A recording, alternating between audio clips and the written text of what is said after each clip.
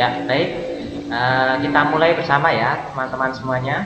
Assalamualaikum Siap. warahmatullahi wabarakatuh. Waalaikumsalam warahmatullahi Waalaikumsalam wabarakatuh. warahmatullahi wabarakatuh. Ya, baik. Selamat siang teman-teman semuanya. Bagaimana kabarnya hari ini? Sehat semua ya? Baik, Baik, oke ya. baik. Oke, ya baik. Ini karena memang masa-masa sedang liburan ya, jadi mungkin banyak yang hari ini tidak masalah juga. Oke, baik. Kita lanjutkan materi pembahasan kita. Kalau sebelumnya kemarin kita membahas tentang sejarah bahasa, kemudian kita membahas tentang ragam bahasa. Kali ini kita akan membahas berkaitan dengan PUEBI. Nah, teman-teman, apakah ada yang tahu apa itu PUEBI? Belum? Belum? Oke, Mas Gebi mungkin tahu? Belum tahu, Pak. Oh, belum tahu. Baik. Mas Warsa. Oke, Mas Warsa udah hadir belum ini ya, Mas Warsa? Apa masih terkendala sinyal? Oh, malah terkendala sinyal. Oke, enggak apa-apa. Ya, baik. Mbak Kam, bagaimana? Tahu terkait PUBG? Belum tahu, Pak. Belum tahu. Ya, baik. Oke, jadi teman-teman semuanya mungkin masing-masing pernah mengingat atau pernah mendengar istilah IYD. Pernah mendengar istilah IYD ya? Sudah familiar ya dengan istilah itu? Ya. Oke, nah kalau Ya, sudah Pak.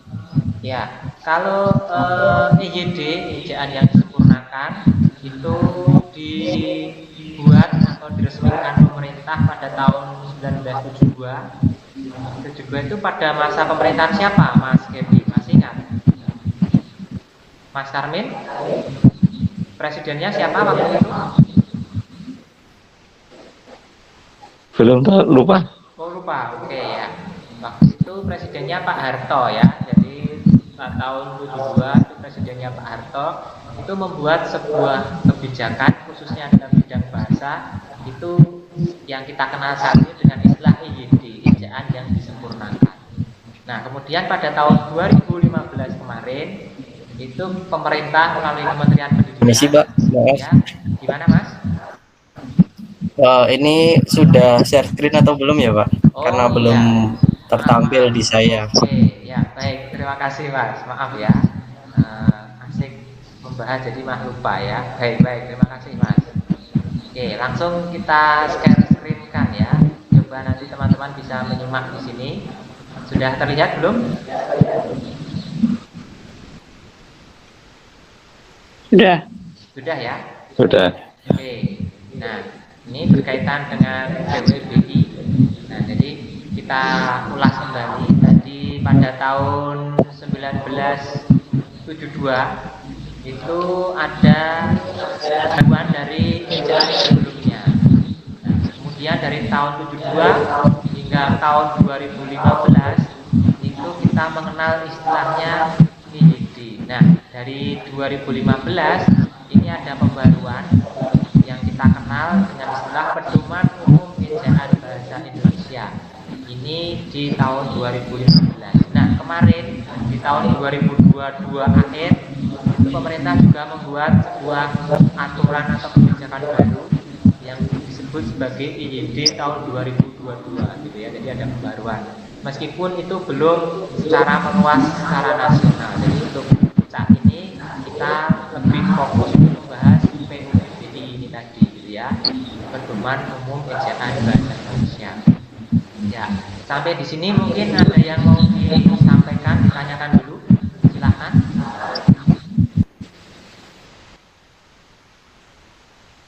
Tidak, Pak. Oh, tidak ada. Oke.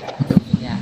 Baik. Kita lanjutkan ya. Jadi ini adalah pedoman dalam bahasa Indonesia atau kaidah dalam berbahasa Indonesia yang baik dan benar.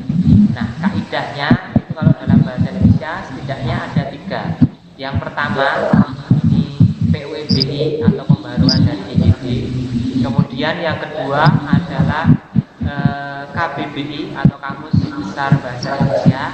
Dan yang terakhir atau yang ketiga adalah Tata Bahasa Baku Bahasa Indonesia. Oke. Ya, jadi ada 3 kaidah atau pedoman yang harus kita taati ketika kita membahas tentang bahasa yang baik dan benar. Jadi ada 3 poin. Nah, silakan dicermati, gitu ya. Oke, baik. Nah, terkait ya bagaimana, Mas Karmin? Tidak, Pak. Oke, ya, baik. Nah, kita lanjutkan ya. Nah, ini pedoman-pedoman ini digunakan khususnya dalam situasi atau ragam resmi, atau bahasanya adalah bahasa ilmiah, bahasa yang resmi. Ketika kita bicara dalam konteks santai atau misalnya media sosial, nah itu kita bisa menggunakan bahasa yang ragamnya santai, baik secara tertulis maupun secara lisan. Untuk yang ini, pedoman umum ini kita gunakan dalam situasi yang resmi, misalnya dalam membuat makalah, kemudian artikel ilmiah, jurnal, tugas akhir. Nah, ini situasi yang resmi. Oke, nah berikutnya ini karena berkaitan dengan isu, mungkin bisa di mute dulu Mas Karmin. Gimana? Di mute Pak? dulu, biar tidak, ya baik. Oke, nah baik, berikutnya ini berkaitan dengan moderasi beragama ya, karena sekarang isunya berkaitan dengan banyak yang intoleran, termasuk dalam hal ujaran lisan di media sosial dan sebagainya. Nah, peran materi ini salah satunya untuk mengarahkan bahasawan atau pengguna bahasa untuk menggunakan bahasa yang baik dan benar, dan menghindari penggunaan diksi atau kata-kata yang cenderung kasar atau intoleran, gitu ya. Jadi arahnya kita saat ini di Kementerian Agama itu adalah moderasi beragama. Dalam hal ini adalah penggunaan bahasa yang baik dan benar, salah satunya sesuai kaidah, dan moderat. Bahasa yang dipilih, diksi yang dipilih adalah moderat, gitu ya. Jadi tidak terlalu ekstrim sehingga mengganggu pihak-pihak lain atau kelompok lain. Oke, ya, baik. Berikutnya, nah tadi kita membahas kilas. Permisi, Pak. Ya, silakan Mas. Ini tadi udah ganti slide atau belum ya, Pak? Karena di saya sepertinya dari tadi slide yang keempat. Oh, ya. Oke, tadi sudah saya geser Mas, tapi mungkin terkendala sinyal ya, jadi belum tergeser. Oke, kalau sekarang sudah kelihatan semua ya di sini ya. Sudah, Pak. Sudah, baik. Nah, dalam PUEBI itu nanti tampilannya, kalau teman-teman mencari itu tampilannya seperti ini. Pedoman Umum Ejaan Bahasa Indonesia. Sampulnya seperti ini. Teman-teman nanti bisa mendownload secara gratis di internet. Silahkan dengan mengetik kata kunci PUEBI, nanti akan muncul tampilannya seperti ini. Nah, terus isinya itu terdiri dari 4 bagian atau 4 bab.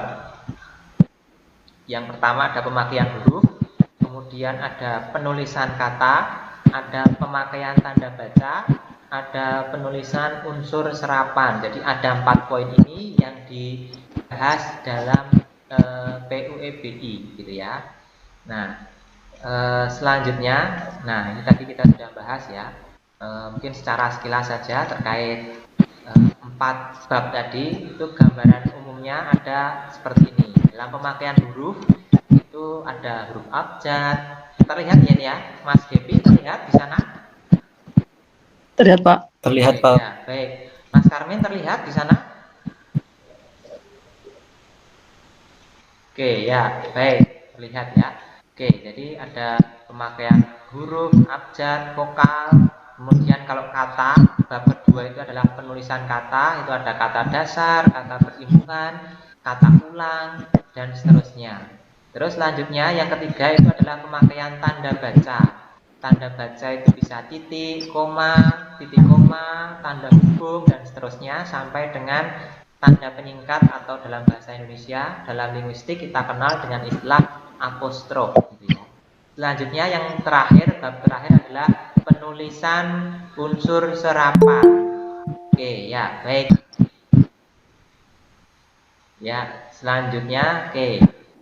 Ya, terima kasih. Ini Mbak Anjar bergabung ya, silakan. Bisa dimunculkan wajahnya Mbak untuk absen dulu. Oke ya, baik. Ya, baik, kita lanjutkan ya. Tadi kita sudah membahas tentang daftar isi dari PUEBI. Sampai di sini dulu mungkin ada yang ditanyakan, silahkan. Mas Gepi mungkin? Oh, permisi Pak, mungkin izin Ya, silahkan Mas. sebenarnya untuk PUEBI sendiri itu apakah kegunaannya untuk forum resmi saja atau apa bisa digunakan ketika kita sedang dalam keadaan santai? Terima kasih Pak. Oke ya, baik, terima kasih Mas Gepi untuk pertanyaannya ya. Jadi PUEBI ini secara spesifik digunakan untuk dalam situasi yang resmi atau forum resmi, baik itu forum lisan maupun forum tulisan. Misalnya kalau lisan itu ketika presentasi ilmiah, seminar ilmiah, karya, ya. Jadi penggunaannya itu menggunakan bahasa-bahasa yang resmi atau bahasa baku, termasuk dalam hal penulisan artikelnya, artikel ilmiah, kemudian makalah itu termasuk, atau mungkin tugas akhir. Jadi situasi yang resmi lebih digunakan dalam situasi yang resmi. Namun ketika dalam situasi yang santai itu dianjurkan juga menggunakan bahasa ini ya, khususnya dalam semi resmi ya. Tapi kalau benar-benar santai, kalau menggunakan bahasa ini atau kaidah ini malah nanti mungkin terlihat kaku gitu ya. Jadi lebih fleksibel. Tapi untuk yang ragam resmi atau situasi resmi formal itu dianjurkan atau sangat dianjurkan menggunakan kaidah ini gitu ya Mas.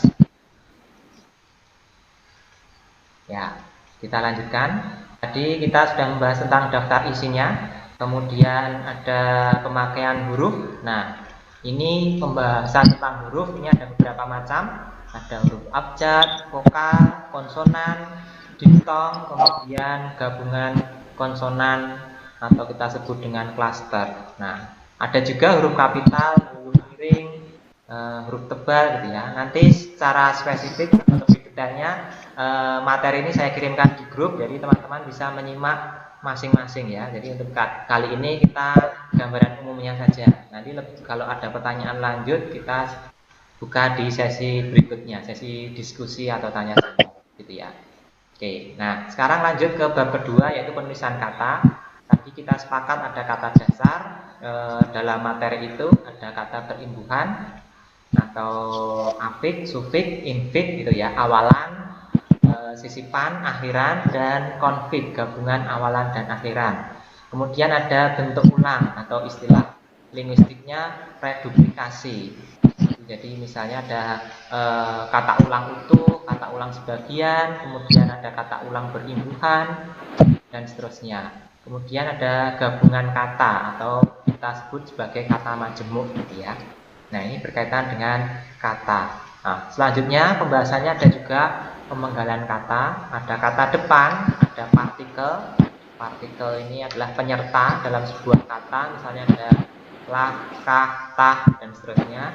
Kemudian ada juga singkatan atau akronim. Nah, terus juga ada penulisan angka dan bilangan dalam bentuk kata. Oke, ini penulisan tentang kata. Selanjutnya di sini ada kata ganti, ada kata sandang. Ini masih dalam bagian kata. Nah, bab ketiga nanti membahas tentang pemakaian tanda baca. Tanda baca di sini itu salah satunya yang paling populer atau paling sering dipakai dalam penulisan itu adalah tanda titik. Tapi selain itu ada juga tanda koma, titik koma, kemudian titik dua, tanda hubung, tanda pisah. Nah ini meskipun bentuknya hampir sama, tapi ini sebenarnya berbeda ya, tanda hubung dan tanda pisah. Kemudian ada juga tanda tanya, ada tanda seru, tanda elipsis atau tanda. Ada yang tahu tanda elipsis itu apa? Belum tahu, Pak. Belum tahu ya? Baik. Belum ya? Oke, tanda elipsis itu tanda titik tiga. Tanda titik tiga yang fungsinya sebagai tanda untuk menghilangkan kata yang dianggap tidak penting ya. Jadi misalnya ada kata atau kalimat yang panjang, ada ada bagian yang dihilangkan, itu maka kita menyebutnya dengan tanda elipsis, tanda yang disembunyikan. Oke. Nah, oke, selanjutnya nanti pembahasannya ada tanda petik, tanda kurung, ada kurung siku, ada tanda kurung biasa, ada tanda petik tunggal ya. Jadi tanda petik dan tanda petik tunggal. Ini biasanya dipakai tanda petik tunggal itu di dalam tanda petik. Jadi misalnya dalam sebuah percakapan langsung itu ada hal yang perlu ditekankan, maka dikasih tanda petik tunggal gitu ya. Ini share screen-nya masih jalan ya? Masih terlihat di sana ya? Masih. Baik. Ya, masih. Ya, oke ya, baik. Kita lanjutkan. Nah, tadi sudah membahas tanda baca. Selanjutnya kita masih ke tanda baca di sini, tanda miring dan ada tanda apostrof. Nah, tanda apostrof ini adalah tanda petik satu seperti koma tapi di atas. Itu fungsinya sebagai penyingkat. Misalnya teman-teman menuliskan angka tahun 1990. Nah, itu di sini dipetik koma atas kemudian 90. Itu artinya tahun 1990. Itu yang disebut apostrof. Nah, bahasan terakhir di sini adalah penggunaan unsur serapan. Unsur serapan ini adalah penggunaan bahasa dari sebuah bahasa tertentu kemudian diserap menjadi bahasa Indonesia. Bahasa tertentu itu bisa bahasa daerah, bisa juga bahasa asing, bahasa Inggris, bahasa Jerman, Prancis, Sanskerta, atau mungkin bahasa Jawa, bahasa Arab. Itu kemudian diserap dalam bahasa Indonesia. Kemudian juga penulisan hurufnya disesuaikan dengan kaidah bahasa Indonesia. Misalnya dalam bahasa Inggris itu kita pernah mendengar istilah ekspor dan impor. Itu artinya apa? Ekspor artinya Impor memasukkan barang dari luar negeri. Kalau ekspor? Ekspor mengirim barang ke luar negeri. Oke ya, baik, terima kasih Mas Armin ya. Baik, jadi benar tadi ya, kalau ekspor itu mengeluarkan barang dari dalam negeri ke luar negeri. Kalau impor itu memasukkan dari luar negeri ke dalam negeri, jadi kebalikan. Nah, di Indonesia itu kata ekspor dan impor itu dulu tidak ada. Tapi seiring perkembangan zaman, maka kata itu ekspor dan impor yang awalnya adalah kata dari bahasa Inggris, kemudian diserap menjadi bahasa Indonesia dengan kaidah yang disesuaikan dengan bahasa Indonesia. Dalam bahasa Indonesia itu tidak ada huruf X. Kalau dalam bahasa Inggris, ekspor itu tulisannya EX, PORT. Tapi kemudian diserap dalam bahasa Indonesia menjadi EKS, ekspor, POR, ekspor. Ya, jadi diubah dari bahasa Inggris ke dalam bahasa Indonesia. Oke, itu salah satu jenis dari penyerapan bahasa asing.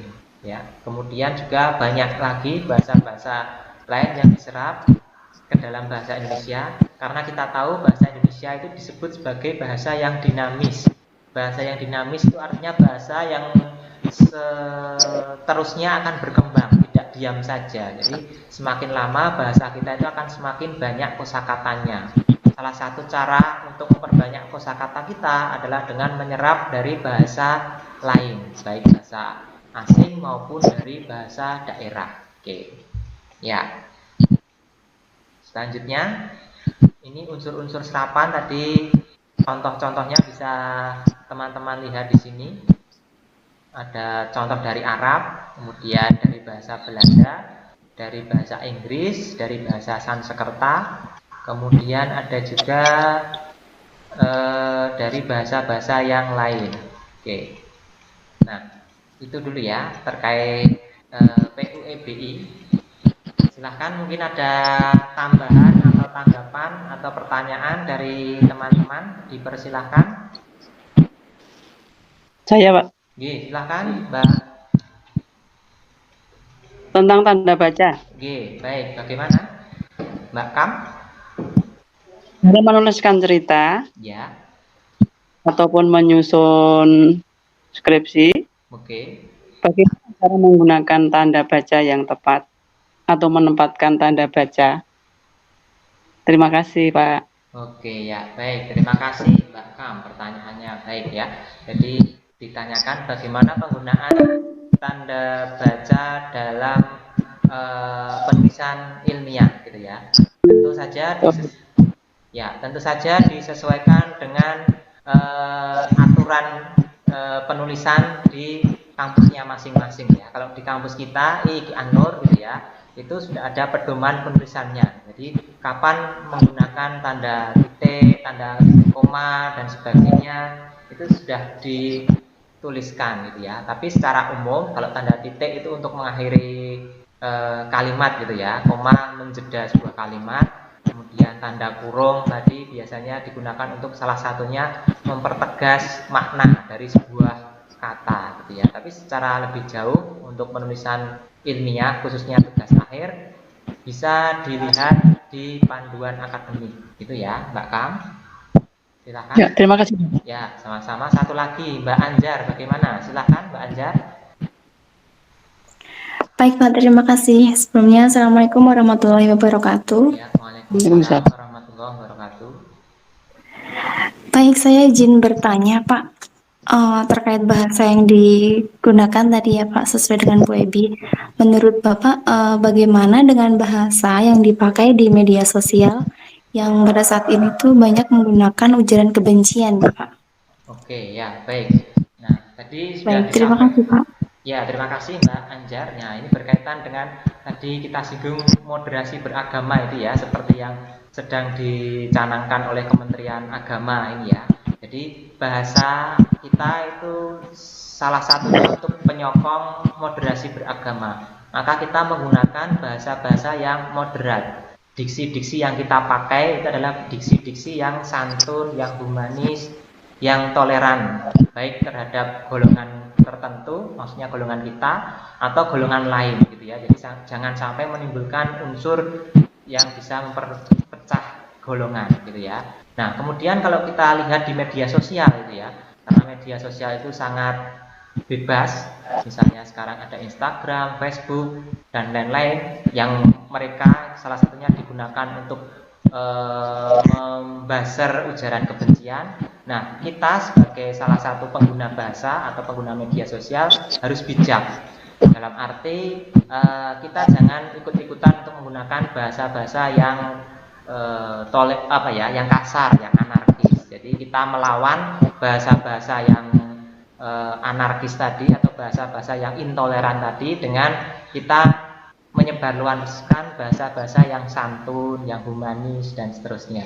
Gitu ya. Jadi salah satu caranya dengan seperti itu. Kalau kita menyetop media sosial itu sangat tidak mungkin ya, karena media sosial sekarang sudah sangat merambah di mana-mana. Nah, salah satu upayanya adalah dengan menjaga diri kita atau kita membantu dengan menyebarluaskan bahasa-bahasa yang humanis tadi, sejalan dengan program Kementerian Agama terkait moderasi beragama. Seperti itu ya. Baik Pak, terima kasih. Sama-sama. Oke, ini kita anggap cukup ya karena waktunya sudah selesai. Nah, ini sebagai penutup, ini ada evaluasi. Nah, saya kirimkan di WA Group ya. Silahkan teman-teman buka di sana. Itu ada link Google Form. Nah, silahkan teman-teman isi sesuai dengan yang teman-teman pahami terkait materi yang kita bahas bersama ini, gitu ya. Silakan masing-masing. Ya, silakan masing-masing dibuka di WA grupnya yang saya kirimkan ini. Nah, tinggal kalian isi di Google Form-nya. Oke, seperti itu ya semuanya. Iya Pak. Cukup, baik. Kita. Terima kasih. Sama-sama. Kita lanjutkan di pertemuan berikutnya. Kita akhiri dengan baca hamdalah bersama.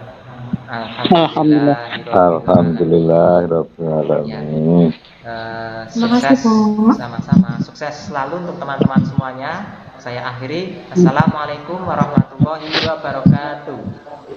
Waalaikumsalam warahmatullahi wabarakatuh.